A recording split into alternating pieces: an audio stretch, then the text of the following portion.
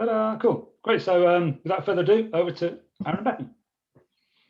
Thank you, Stuart. Well, good afternoon, everybody, and thank you for joining us for what is now our 14th show and tell. And today we're going to be talking about what the community in Neath feel proud of. So a nice, positive show and tell for us today. So as the British Red Cross, we want to be more relevant and present at a local level. So what this means is that the needs of the community is very important to us. And we sit in the middle between that and the British Red Cross free causes and services. So what we're doing is to engage and understand the strengths and needs of communities in high-risk, low-resource places. So it's my pleasure to introduce the team to you today. You'll be quite familiar with Erin, our delivery manager. We have Charlotte, our service designer, myself, Bethan, an innovation officer in Neath. And it's great today that we're going to be welcoming two new faces, Chloe and Cara. I'll give them both a second to say hello. So there's Chloe first, our innovation officer in Camborne. Hi everyone, yes, I'm Chloe, so my first show and tell with all of you. Yeah, and I'm based in Camborne. Fantastic. And then we've got Cara, then our innovation officer in Nelson. Hi everyone, lovely to meet you. Same as Chloe, really. Yeah. Welcome both.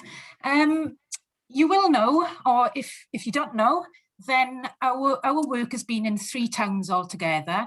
Nelson in Lancashire, Neath in South Wales, and Camborne in Cornwall. But today's show and tell is dedicated to Neath. So our approach, first of all, we were in the discovery phase, which meant that we were learning and engaging directly with the 3 communities that I've just mentioned. And after discovering all the information by speaking to lots of different people, we then moved into a stage of synthesizing, which we spoke about last week. And we're just leaving that phase now, and we'll be moving on into testing. So what are the people of Neath proud of?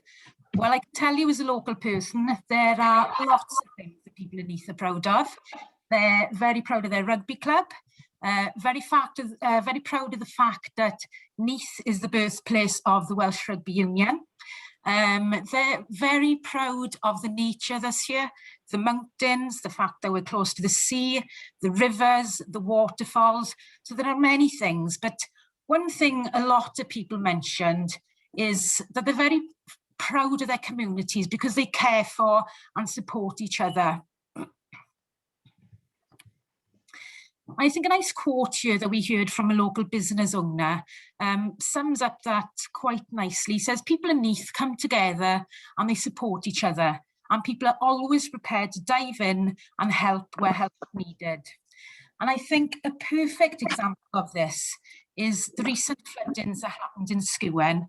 I first heard of these floodings when a friend of mine had posted on social media. She was very, very concerned. She'd put out a plea. She was looking for a neighbour because the local mine shaft had just exploded on her drive, and it was starting to really flood her house and her neighbour's house very, very quickly. And she was concerned because next door's dog was locked in the house. So that's when I first saw it. But then as the day went on and the hours went by, you can see the devastation in this picture that happened. Now, my friend lives on high grounds, so this water obviously had only one way to go, and it came down quite rapidly into the village. And when you think of the water, don't just think of clear water.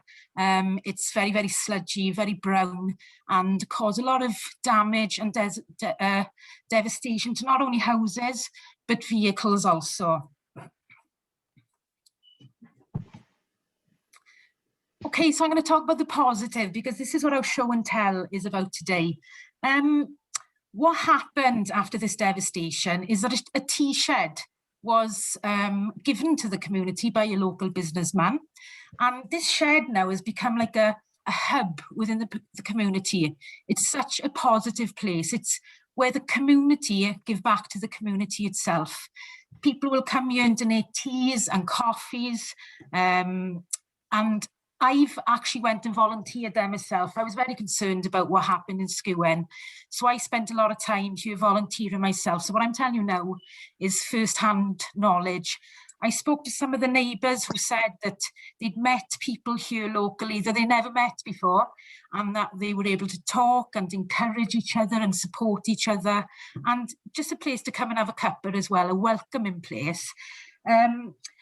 And in the last hour, actually, I was on Facebook and I'd seen that the Tea Shed, which has got its own Facebook page, had put out a plea asking for donations. They were saying because of the amount of people that had been volunteering there, that the floor of the shed is starting to break and some panels were coming off because of the bad weather. And already we can see people come in, local carpenters, yes, I'll help. Local businesses, yes, we'll donate the wood. So I think this is a place that's going to live on, and certainly a positive within Neath. So another insight that we've had is that people are very, very proud of their heritage and buildings. And if we're talking about buildings in Neath, we have to talk about Neath Market, because this is one place most people in Neath will mention that they are proud of. Now, Neath is an indoor market, and it's very important because every business that trades from there, there's 40 stalls there all together, and they're all local business people selling local produce. So it's very, very important to the local economy. And it's not only important to the economy, but it's a very welcoming place. Apparently, they sell the best faggots and peas in Wales. I don't know, because I don't like faggots, so I haven't tried, but apparently Neath Market is very famous for that. Another place people have mentioned time and time again is Gwyn Hall. Now, Gwyn Hall is a very, very iconic building within Neath, and it's a place that's very, very important to me as well. I've got years and years of memories there, because this is a place that holds the Urdd Eisteddfod. Now, if you don't know what an Eisteddfod is a Welsh festival that is held annually. It goes back years and years and years, and it's where the local schools in Wales compete against each other in certain competitions, such as choir competitions, acting competitions, orchestra. So they held the Eisteddfod here, which meant that lots of local schools are coming together, so thousands and thousands of children. And of course, when the children come together, families come together, mothers come to support, grandparents come to support. So it's a place that's very, very important, again, to the people of Neath. Now, I have mentioned the devastation that the mines have caused when I spoke about the floods in Skewen. But if you do ask the people of Neath, they are very, very proud of their mining history. It says on the screen here, and it's the Coal Authority that have said this, a lot of the mining in the area is very old. Some of it dates back to the early 1800s. This is where the majority of people worked. So it's a place that put bread on the table. It was a place that ensured job security. Being local myself, my grandfather was a miner. His father was a miner. His brother was a miner. My uncle was a miner. So it's an industry that's very, very important to us locally. So I'm going to hand over to Erin now, who's going to speak to you about some further insights and where our work is going from here. Sorry, yeah, thanks, Beth. Just to say, Bethan and Erin, we're a little bit almost up to time, I'm afraid. Yeah, I was about to make that acknowledgement. Thanks, Stuart. I've just seen that time. I don't know if we started a minute too late or Bethan's reinvigorated herself in her speech and we're a bit over, but I shall try and whiz through this the next minute or two and then have a few minutes for questions still, Stuart. Thanks. Cheers. So, yeah. Bethan was just talking about some of the strengths and the pride that exists in the community. One of the really interesting things that we have seen and found when looking through what we've been researching is that some of these issues are directly linked to some of the needs and the areas of improvement that people want to see in the community in Neath. So where mine and steel were a source of pride, as Bethan mentioned, intergenerational jobs, offer jobs for life of the community and job security. Since the industry's left, communities fallen on hard times. So the lack of opportunities and pride in the community where there once was. Some of these challenges are related to these really the heritage and the identity of the town. So the Clap mine shaft that Bethan was talking about before, the lack of job opportunities and the prospects for the younger people in the town. So it's really interesting for us to look at this and how some of these, as I said, these viewpoints are really polarised and conflicting across the communities, especially as all three of the communities that we are working with at the moment have heritage in heavy industry and mining. So just quickly to top off before we try and save a minute or two for questions then, just to talk you through what's coming up in the next few weeks for us. We're just finishing off the synthesis this week. And then next week, we're going to be preparing for going out to the communities and testing with them. So we're going to be out in Neath with Bethan at the beginning of the week here and the second week here, and then moving into Camborne and Nelson. We've then got a few days to curate from the previous week's events. We're going to be running some internal ideation sessions with the internal executive leadership team. And then following that, some more internal ideation sessions, as well as going back out to the communities and running some sessions with them in their localities. So apologies we've overrun slightly, Stuart. I'll see you pop up again, but I'll open it up for questions again now. Thanks to everyone. Thanks, Aaron. It's appreciated. Got any questions or thoughts or feedback for Aaron and Bethan on the community working around floods?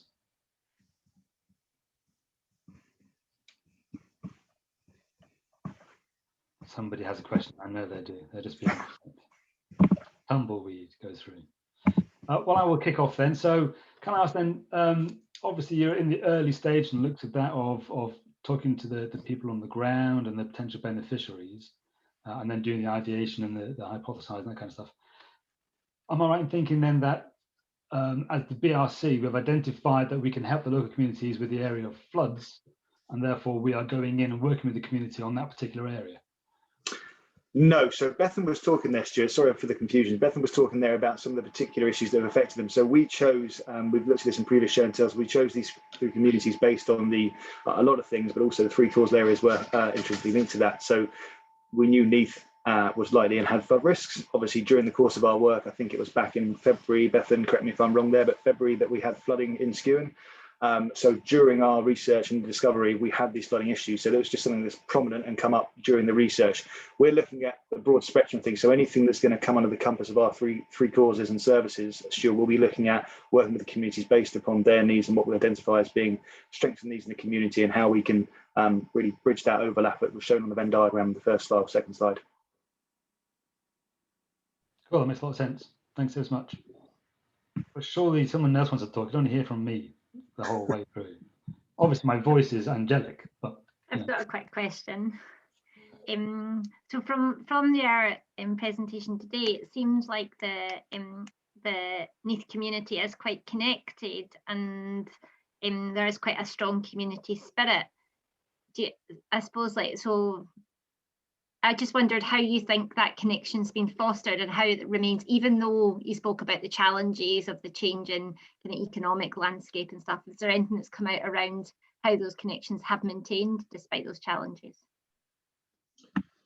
So I think on that, Fiona, there's a lot. I think Beth mentioned, for instance, the rugby club. What we're finding throughout the research is there are a lot of smaller communities inside the communities in these localities. So where we have better connected communities, there are more micro communities, as it were. So there are people being connected inside of those. I think it's probably a bit too early for us to talk about them definitely being very well connected, though, in terms of an overall picture, because we haven't seen and finalised the synthesis and looked at the mapping, or gone back to the communities yet.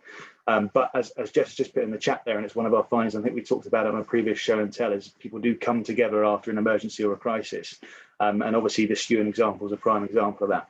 But I think there are other things that have drawn the community together there, and obviously the pandemic recently as well. We had local community champions that sprung up in Neath as well, working with the council of volunteers. There's been a plethora of things. I think as we continue to work through this, we'll maybe start to understand more about that. I think it's easier to understand from what I've looked at so far. For instance, in Camborne, there is obviously a digital divide existing in pretty much every community in the UK, but in Cornwall it seems to be a particularly prevalent issue. And one of the things that can certainly foster a lack of connectedness, I think I'm probably better placed at this point in time to say about the lack of connectedness side of things, is that digital divide and that lack of being able to communicate and be connected into other people. But in terms of the wider connection of Neath, I don't probably want to say too much about that until we finish going back out to them again in the next couple of weeks. Brilliant. Thanks, Aaron, and thanks. I do appreciate you trying to get through that quite quickly. So thank you very much indeed. Right, so without further ado, so thanks. That was brilliant to hear all about that kind of stuff, and really appreciated, I think personally as well, the frequent updates and the show and tells from the work you're doing. It's really good to kind of build a picture and story. I think it's wonderful. But we'll move on. We'll move on to Pete. Pete Mansell is going to talk to us about, I'm looking over here at my list, fire safety reporting using Power Apps. So again, without further ado, Pete, over to yourself. Cool. Hi everyone. I'm the fire safety manager for the Red Cross, so I'm not a IT guru in any way. So I'm just going to run through what I've done with using Office 365. I think Office 365 is underestimated and underused within the Red Cross. There's a lot of functionality that can help everybody within their day-to-day tasking. So Power Apps basically is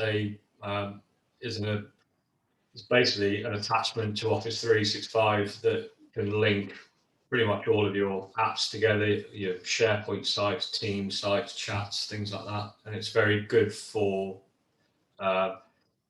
me. It's about using it for compliance because it's good for generating reports and real-time information. So I'll just show you quickly the one that I did for the COVID monitoring reports.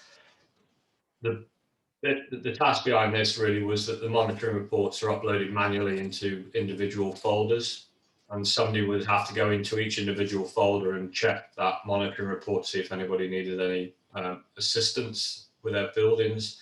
So I developed this system to basically automate the uploading of the reports into a single area within SharePoint that allows the health and safety team just to go directly to the reports instead of having to search for them. So this is basically all linked to SharePoint. It's pretty simple to develop, really. If you've got a little bit of Excel knowledge, you'd probably be able to put something together because it's all built around Excel formulas and things like that, but slightly different.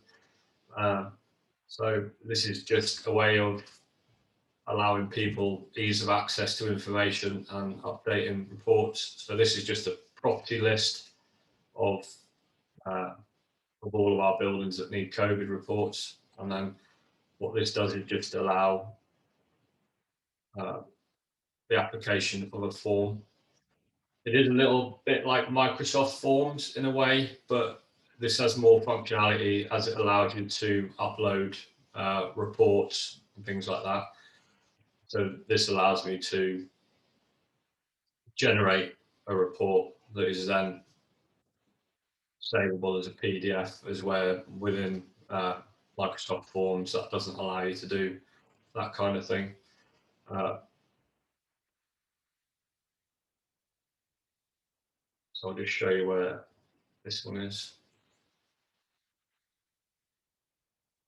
And this is a report that is put onto the team site as well, which shows us the status of the buildings. By using Power Apps, I'm able to generate an email list of all the buildings that require some kind of action instead of having to physically draw through lists of people.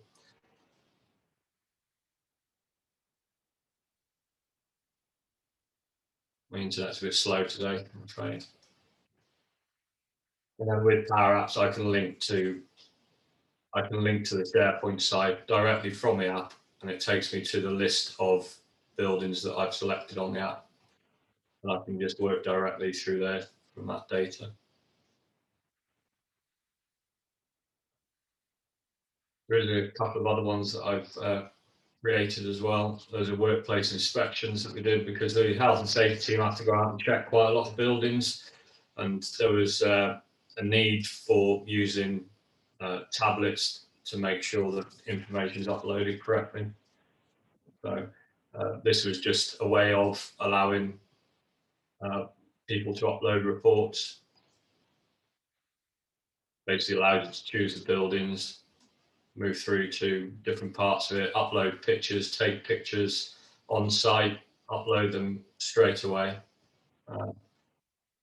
So yeah, it is a very powerful tool to be used. I think it could be utilised a lot better across the organisation without going to external providers of databases and technology, and the capabilities there within 365. I think people just need to understand the best ways of using it and it needs to be more publicised on what it can actually do. And it's not just about Excel spreadsheets and document storage and all that other stuff that we just seem to think that Office 365 is about.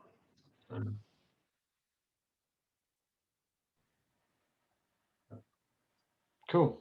Cheers, Pete. So have you made all this? Yeah. So basically, within Power Apps, you can go in and you can create an app from a template. So it will ask you to choose whether a tablet or a phone. You just name the app and then create one, and it will just bring up a template basically. I'll quickly do one now. I'll do it on a phone because it's easier. So you can make the app either into a tablet format or a mobile phone format.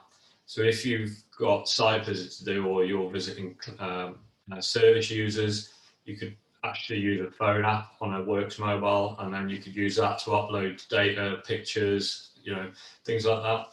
That would really help.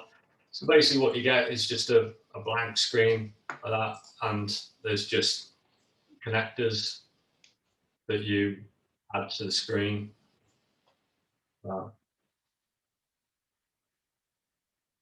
And you can just formulate it from there, really. So you've kind of said that it's, because I agree, I think these kind of tools have possibly got a bit of a bad reputation in some areas for being, particularly focused on certain things, certain tasks.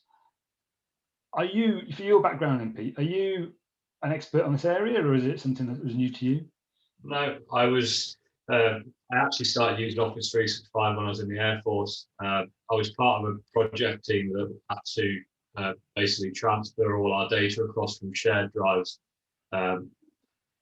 Pretty similar to what the Red Cross use now at the moment with the S drives and the T drives, M drives, whatever everybody uses on Citrix. Similar to that, and we had transition teams that had to help transfer all the information into Office 365. And basically, I got a basic awareness training course for how to populate a SharePoint site, for instance.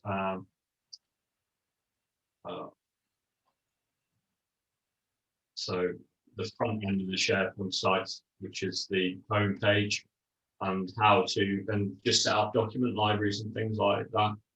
But from there, I just got an interest in different parts of Office 365. And I've used Power Apps in a couple of other roles so far, but I am by no means an expert on anything to do with Power Apps. It's just very intuitive. Like I said, if you know Excel formulas at all, then you'd probably be able to muddle your way through creating a usable app.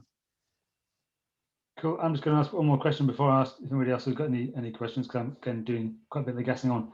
In terms of the data behind this, so you mentioned Excel. Yeah. And obviously, I mean, how many buildings are you looking after? There's 562 across the Red Cross. So yeah, it's quite a big task to look at all the fire safety compliance across every building. At the moment, it's a very manual task. It's very reliant on the FM contractors and external providers to provide me with information, but I'm trying to move away from that and have more oversight. There's an organizational oversight, if you like, to manage the fire risks a bit better. Because what I'm thinking of is if we could reuse this elsewhere in the BRC, who do you need to do that? Do you need an expert or not? Do you need to know the data set? So for this one, the data that you're using, where's that coming from? That comes from SharePoint. Okay, so the individuals that are behind the scenes doing what they're doing, they put the information to SharePoint. This pulls it all out and then presents it as it does. Yeah, you use the app to put the data into SharePoint. So you pull up the. Okay, so this kind of has the data entry form as well then. Yeah. So this is all the data within SharePoint, within a SharePoint list. From there, I can export into Excel or CSV, but I don't really like doing that.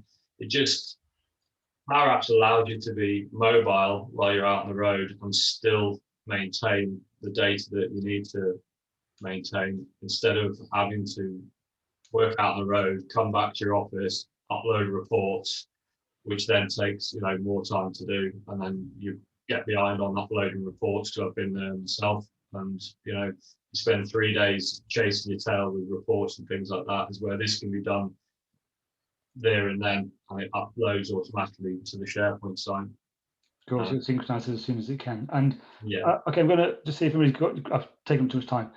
See if anybody's got any questions. I see we've got a comment in the chat from Sarah to say they're using this in retail. So any questions for people, or any other examples of where people are either using this or think they could possibly use it? I'm curious if people are using Power BI for reporting on top of this data or not. Yeah, you can use Power BI. You can link Power BI into Power Apps as well if you wanted to have an application that that gives you instant updates on your data. So say you're sharing one app between the entire team. As soon as, say you've got 10 people using the app at the same time, as soon as somebody else inputs data into it, it will automatically refresh. You can set it to automatically refresh across all devices, so that you would then get real-time information in that way using Power BI. Or you can just put it into the Power App itself, and it would do the same function. And assuming people are all using BRC devices, so they're all BRC users with. No, you can download it on. You can download it onto your. It'll go onto a personal device. You just need to sign into the Power Apps application through your work's email and password, and then it will give you access to that page. Same on the Works Mo. I'll just go into the Play Store and download the app from there, and you'll just get direct access to it. At the moment, when you go into it, you'll get every app that is available in the British Red Cross come up in the list. So you have to kind of like scroll through all the apps and then link the ones that you want to your home page. So set it as a quick link and things like that. So cool. Cheers, Pete. We're about there for time, I'm afraid. So any more questions for Pete, obviously, or any of the presenters, do ping them a line. It's any further questions, but according to me, we're pretty much there for past. So thank you, Pete. Really interesting to see, and fair play for taking into that with and getting that set up, making it better. It's like quite an improvement for sure. Cool. So I'm going to move on to the next people. Try and keep on time. The next people presenting are going to be Joe and Leanne from the digital team, talking about the stories section and the user testing report. So I'm going to hand over to Joe and Leanne. Thank you. So we're not going to talk about user testing today. I'm going to do a recap on everything that is stories. And then at the next show and tell, if I've still got you, we can talk about user testing then. So I just wanted to do a recap on stories. Let me just bring up my PowerPoint.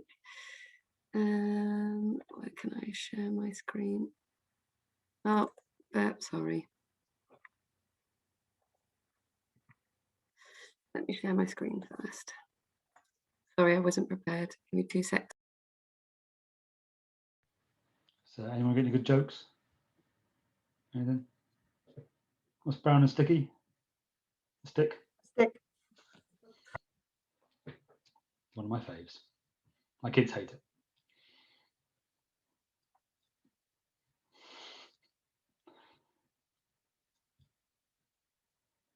What's yellow and dangerous? Shark infested custard. Unfortunately, I can stop now. Sorry about that. That was like the hardest thing to do. Okay, so I will be talking today about stories. So what I have in store for you, and now my screen is now smudged again. Here we go. So what is stories? I'll start off with. Then I'll talk about who is in our team, what our vision is, our goals, what success looks like, and what we have done so far and what we plan to do next. So I'm Jo, I'm a digital product owner in the digital team, and the product I look after is Stories. So Stories is our storytelling platform where we bring our brand story to life. We publish content that our readers love and trust, which is to ultimately raise awareness, which can turn into beneficial action. So originally, Stories was a separate website called Blogs. And blogs did not sit on the main website at all, and it wasn't optimized, and it sort of separated from the main website. So in 2019, we built the Stories platform, and it went live in January in 2020. Where you can find Stories on the main website is in the top nav. You'll find it on the far right, just on the far right there. There's 4 categories of content in Stories. We have migration and displacement, disasters and emergency, health and social, and our newest category, which is our movement. So all relatable content sits within those categories. If you were to navigate to the main Stories hub page, you will see a hero story, and then within that, there's all the related content. Recently, I just thought I'd bring to your attention coronavirus pandemic story, which is our main feature story. Since we've updated all our changes, we've had a really influx in users navigate to the story section, and this has been one of our most visited stories. I think I got yesterday, it was 5,964 total visits within a week, so that's been a really successful story, but more on that next week, so I can give you the updates and all the changes. So in the Stories team, we have Shan.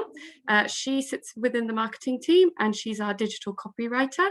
She writes all the amazing content and provides all the stories for us. Also in the marketing team is Sanjima. She's our digital content and experience lead. So she helps manage the content roadmap and what stories we'll be putting into the platform. You have myself, Jo, the product owner. We've recently onboarded Leanne as our delivery manager, so she helps us with continuous improvement and helping deliver the changes that we're making. And also we have Shafkat, who's our user experience and UI designer. So I'll start with our vision for Stories, and our main purpose for Stories is just to simply demonstrate the impact of the British Red Cross through storytelling. So quite like BBC or Medium or any other like sort of storytelling blog space, we just want to make sure that everyone knows what it is that we do as an organisation, and we want to inspire people through the medium of storytelling. So our goals, how will we do this? Our first main goal is to increase the awareness of our work by saying what we do and what we stand for.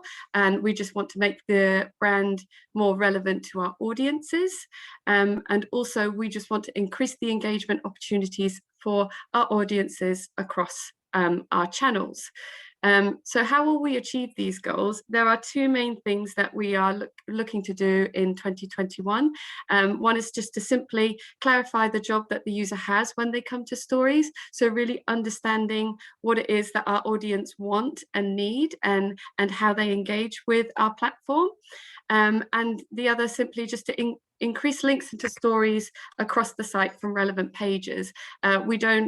We didn't cross-promote Stories, it was standalone. So we want to put clear signposting throughout our website and really create a simplified user experience so that when audiences come to the main website, if they have action or they just want to find out more of what we do as an organisation, we can do that.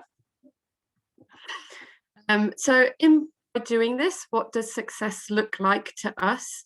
So what we want to achieve really is that we're able to identify and define our user base for Stories so that we can create content for them, understand what they're interested in and how we can engage with them.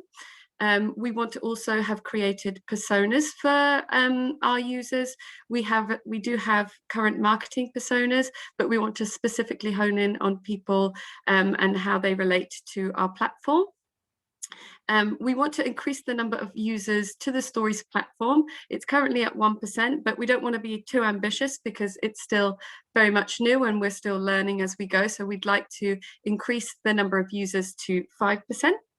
And we want to have increased organic search traffic to the platform. So as I mentioned before, that Stories, our main feature story this week about the India coronavirus pandemic, we've introduced some SEO onto those stories, which just helps with getting those stories out there. So the majority of users came through Google. They didn't come through our website. So it's honing in on those improvements. And we simply want to increase the number of stories read by our users from 2 to 4. So it currently at the moment, if a user is most likely to read 2 stories, we don't have any related content. We're just starting to use components with relatable stories and things that they might be interested in. But once we understand what their journey looks like, we should be able to increase that number of stories read from 2 to 4. So what have we done so far? So over the year, we have simply shut down blogs. That happened last week. It sounds like a small task, but it has been a hefty task. So as I mentioned, it was a separate website, completely not optimized or linked into our main website. So now all content, blogs related, all stories have been migrated to our stories space, and anyone using stories would be able to just simply use one rather than 2. That helps with Google as well, because it was pointing users in several different locations. So it's good now that we have everything in one place. We've introduced a new ways of working, and it's been going really well. Here in the digital team, we have been working agile. So we've formed a product team. We've created a Jira project board, and we now have our delivery manager. So it's helped us greatly with continuous improvement of a product when we're living and doing the cycle as a product team. So we've also created a detailed data dashboard. We're not all Google Analytics experts, so we've made a hub for everything stories, which I can share with anyone if they're interested. So when we're talking about objectives and key results, we don't have to dig through Google Analytics. We can simply go to our data dashboard. We tested a new page layout. So in our Q4 campaign, we created a new template and a component to help with the need of the campaign. So we got a lot of great results back from that. From that, we created our own hypotheses of changes that we wanted to make. And in the past month or maybe 2 months, we conducted some very in-depth user testing, and we got some really good results back from that. And also, sorry, Jo, just to interrupt quickly, about a minute left, I'm afraid. Minute left. Okay, we've also created our content strategy, and what we've got next, which I can save for the next presentation, but we're basically going to prioritize all the results we got back from our user testing, redesign and validate those ideas. Once we've retested, we can then develop and implement those changes onto the website. And we also have some more SEO recommendations that we need to implement in the next coming weeks. So that was my last slide. I hope I didn't rush it too much, but yeah, any questions, happy to help. Go. Thank you. Any questions from anybody? I'm trying to find the story section to ping the link into the chat. Just for an acronym for everyone, Jo, can you quickly explain what SEO is? Oh, sorry, yes, search engine optimization. So when you go into Google, you search something, and the most highest rated by word or what you're searching comes up. So if you have a really good SEO optimized journey, your content comes at the top of a search bar. I hope that makes sense. And if you're doing acronyms, I'm curious as to how you just deacronizing OKR and whether you're using it just in the stories platform or in your team or in the whole of comms? Yeah, apologies, I've just gone off on one there. So OKR is objectives and key results.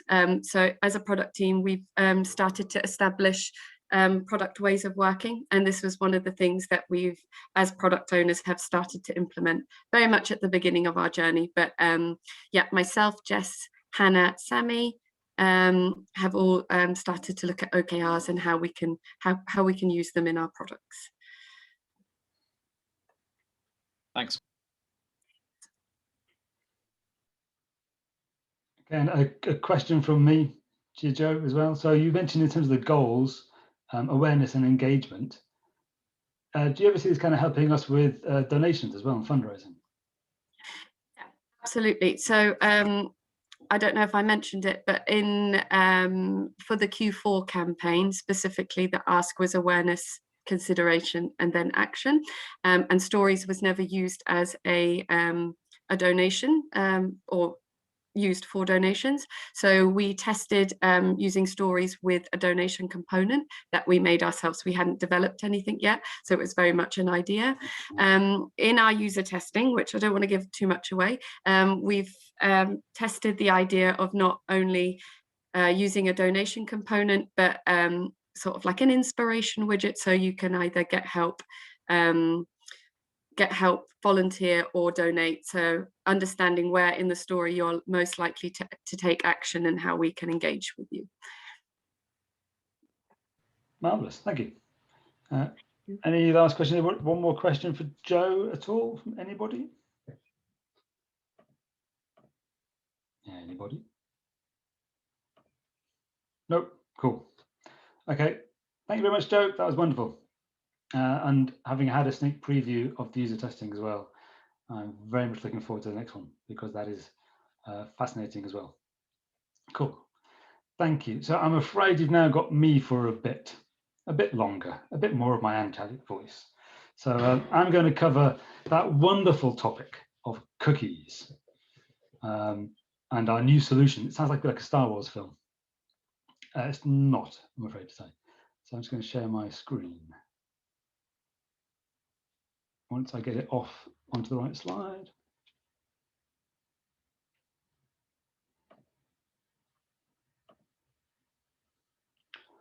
Okay, hopefully you can all see the presentation. Looking for a nod. Joe, can you see it? Oh, thank you. I can't see everybody's faces. Okay, so cookies. What we're going to talk about today. So what is a cookie? How are they used? What has changed? So why are we talking to you about cookies? What's the impact of the change? What we're doing about it, some examples, and what is next. That's the things to cover in the next 10 minutes. So what is a cookie? A lot of people on the call, I'm sure, understand. It's not the biscuit in the top right corner. A cookie in this context is a small text file the website can save to your local computer. So if you think of opening up something like Notepad or TextEdit, making some text changes in there, saving it, that's effectively what a website can do. And that's called a cookie. So what can they do? They can use for several things. So they can identify an individual, but anonymously, to a website or any tracking technologies involved. So once it's stored in your website, that information can then be retrieved by websites. Sorry, once it's stored in your local machine. So if you go to a website and it stores a cookie on your computer, if you come back to it at a later time, it can read that cookie, or even other websites can request to read the information on that cookie as well. So that can be used to identify a person anonymously without any personal information on there. It can be used to keep people logged in. So when you see the keep logged in box, quite often that will be setting a cookie on your machine. So you can leave that site, you can close the browser down, you can return, pop your logged in again because it's read the information within the cookie. And in the same way, you can keep information about the items in the shopping basket between sessions on a website. It allows you to personalize your content if you're running a website. So by understanding who that individual is, or again, it's anonymously, but by understanding that this is the same person as before, you can understand the pages they've been to and perhaps then personalize the content you present to them and that kind of stuff as well. It can identify across different devices. So you can log in on different devices and you can go, okay, this person is that person. So you can put the information together. And of course, it can identify you to advertisers, such as Facebook, WhatsApp, Instagram, all those guys. So cookies is absolutely fundamental to the operation of those services online. So that's some of the things that cookies can do. There's a whole bunch of stuff that they can't do as well. Very, very important. So that's the whole point of a cookie, is that it is limited on the information it can store and what it is allowed to do and how it's allowed to operate. So what it can't do is hand over your personal data. So you have to provide that yourself. So if you're giving bank details and those kinds of things, it can't do that. You have to do that yourself. It can't send your browsing history. So which other sites you've seen, that kind of stuff. It can't tell one website all the different sites you've seen. However, Google Analytics can provide that function, and that's kind of what we use it for in part.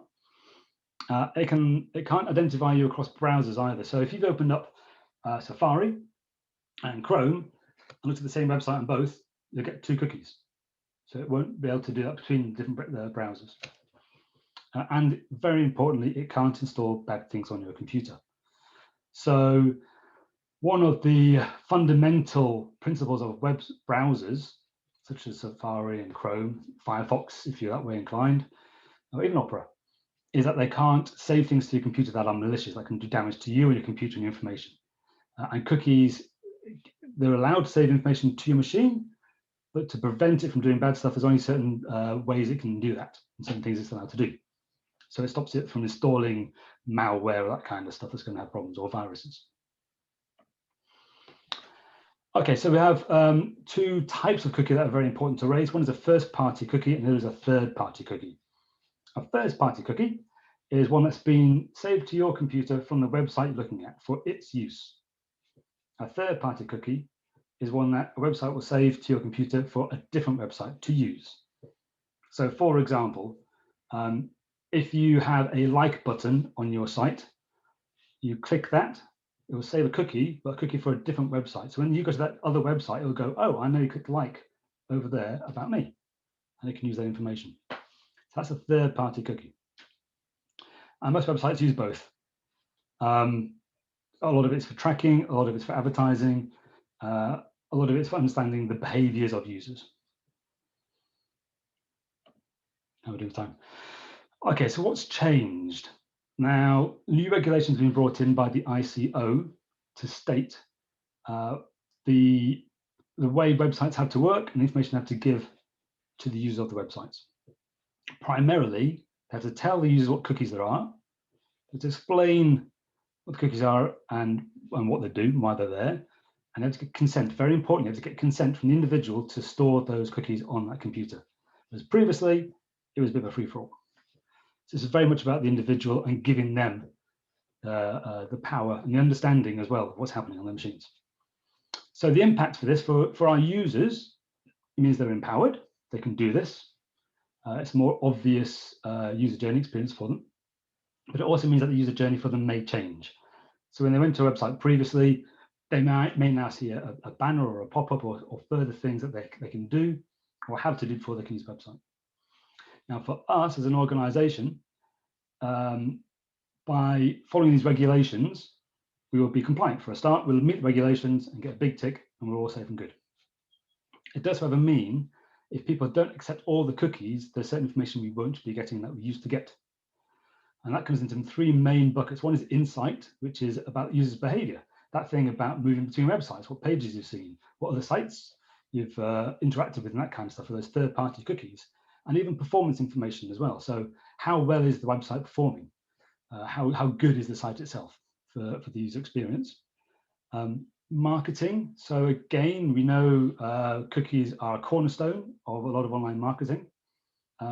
If someone doesn't consent to taking those marketing cookies, we haven't got that marketing data to use to market to them. So for example, if somebody has got so far through, say, a donations journey on our sites, but they haven't completed it, we can store a cookie. And then when we see them on Facebook, we can give them some information to go, hey, look, here's some information about the BRC and what we're doing, which is called retargeting. So if we're not getting information, we can't do the same things. And donations. So obviously, hey, we're a charity, yeah. Donations are pretty important to us, and fundraising and income. And anything that impacts the traffic through our sites to a donation, obviously it's a negative thing if it has a negative impact. So we have to be very mindful of that as well. So 3 key areas to look at. I'm going to probably have to speed up a little bit here. So what have we done? We did a bit of discovery work, made sure we understand the regulations, and we went out to find out what solutions there are. We did an appraisal of these solutions and we came up with a recommendation. Now, the recommendation is a product called OneTrust, which is a SaaS solution, software as a service, which means we can call on it without having to install it ourselves, and therefore we can use it across our estate of websites. We've got over 25 websites that we look at, so we need ideally one solution that fits them all, and OneTrust can do that. And what it does, so the idea of having between 1 and even a couple of hundred cookies on a website, and the idea of individuals having to kind of approve or accept them all is a bad experience and untenable. So instead, you categorize them into groups. You say you can turn on or off consent for these particular groups, make it easier for them, and you can see what's within them. So OneTrust automatically does that categorization for us. We can manually tweak it, but it does a lot of the heavy lifting for us, which is fantastic. And it also provides the mechanism for users to accept or reject those groups of cookies. So on the picture there, you can see the first picture at the top there as the banner across the bottom, which you'll be familiar with, manage cookies, or just says, okay, accept them. And the second screen underneath is what happens if you hit manage cookies. That gives you the preference center where you can say yes or no to the different types of cookies there are. I'm definitely going to speed up what I'm saying now. A few examples of good practice and bad practice. So it's very important to understand what you need to have to run the site and what you want to have. That's a big distinction in that categorization of cookies. So for example, there's a few websites where they simply say, hey, look, accept all the cookies in the world or reject everything that isn't absolutely essential to this website working. Tricky way of doing things. And for us, in terms of what is necessary and what is wanted, we've broken our categories into 4 areas. We have essential, which is that absolutely have to have, and everything else is then a want, which is functional, analytics, and marketing. Going to speed up. Some examples of bad practice. Now, when it comes to marketing, obviously there's different ways of approaching it. Now, some people are taken certain ways. So on the left here is an example of where you can't press the button to manage your cookies or to give you a different consent until a certain amount of time. You have to wait for it to process, then the button turns up, and then you can click it. Terrible example. And the one on the right-hand side, which people may well have seen across the internet here, is a big fat button to say, hey, accept all these, which users are a bit blind to buttons and text and that kind of stuff and just hit go for it. But in the bottom left, there's a small word saying reject. A very naughty thing to do. Another bad example is TechCrunch. They've done 1 billion categories to make it really painful to work on. And in one of those categories, these are the cookies they are dropping on a website, on a computer, sorry. So what are we doing? Almost that time. So having identified OneTrust as being the solution for us, we're going to implement it across the estate. We started off by setting it up on the less technically complicated sites first, get it working on those, get it proving itself and learn from those. And of course, very importantly, we're having to categorize the cookies. So for each of those sites, we are scanning the websites, we're seeing what cookies we are dropping on those websites. We're using the OneTrust system to automatically categorize them, and we're also doing the manual bit to tweak it and making modifications that are appropriate. So once that's been set up on the majority of the sites, we've got some big hitters left, such as the main website, Org UK one, and the donations platform, Red Cross training, First Aid Champions. Some of these ones that are where the goals may be a little bit more critical in terms of what we're trying to achieve, and we need to understand the impact of setting this up to those goals. To do that, we're going to use A/B testing, or what's known as multivariate testing. Now, that enables us as website owners to present 2 options of the same thing randomly to different people as they come to the site. So you go to the site one day and you get the image on the left, which is a banner. You go to the site the next time and you get a pop-up, which takes over the whole website. You can't interact with the site until you've done something on that pop-up, forcing people to either give consent or deny consent. The one on the left, the implication there is if they don't interact with the banner, they are denying consent and they're saying you can't do anything. So that's what we're doing. We're going to test those two. And then once we've got that working, we're going to look into how we provide one journey across more than one site. So the main site and donations, for example, without having to click it twice and that kind of stuff. Last one very quickly, what is in the future? Now, this is wonderful. It's going to help. It's going to give our users what they need. We're going to be compliant and we're going to do it in the best way for our own organization needs. A lot of browsers are dropping the ability to actually have any third-party cookies anyway. So Safari and Firefox have already said, jog on, mate, you can't do that, not allowable. And by the end of this year, Chrome also is going to stop websites from dropping any third-party cookies. And so we're going to have to figure out how we still get the data we need in that instance. And there's a few options down there. The biggest one is pixel tracking, people may have heard of, where you drop a very small image onto a site or whatever, or a machine, and you understand from that the interactions that have happened. So that's it. I'm over time. I do apologize. That's cookies, what we're doing about it and why. And I am open to any questions about the wonderful, wonderful world of cookies. Stop sharing.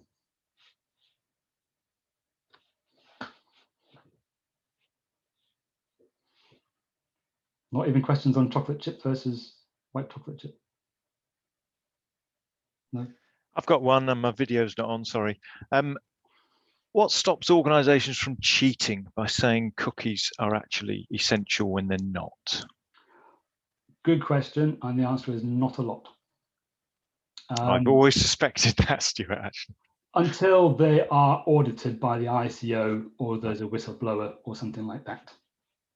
So for example, we're doing this to be compliant. It's super important that we're compliant. At the moment, we're not particularly compliant. No one's tracking us down, but they will do, and they should do. So it's a difficult one. So even those categories of what is an essential cookie, as I said, we can manually change that. We can say, oh, this thing's essential, when someone will disagree. So I'm afraid to say the answer is not a great deal, apart from the powers that be and individuals like us raising the alarm, having the knowledge of what cookies are and how they're used, and doing a little bit of digging as well on those websites. Yeah. Okay, thank you. Any more questions? Fascinating world of cookies, the impact. Cool. Okay, well, we're 1 minute off anyway, so that makes it perfect. So all it leaves really is for me to thank everybody for coming along. It's great to see so many numbers. I hope too many didn't leave whilst I was talking about cookies, but there we go. And hope to see everybody again in a fortnight for the next one. We'll be sending out the agenda soon. If you've got an idea or whatever, if you want to present something, let us know. These things are fantastic. And again, thanks to all our presenters. Any questions, do drop them a line. And we're out of time. Thank you very much, everybody. Thanks, guys. Bye. Cheers. Bye.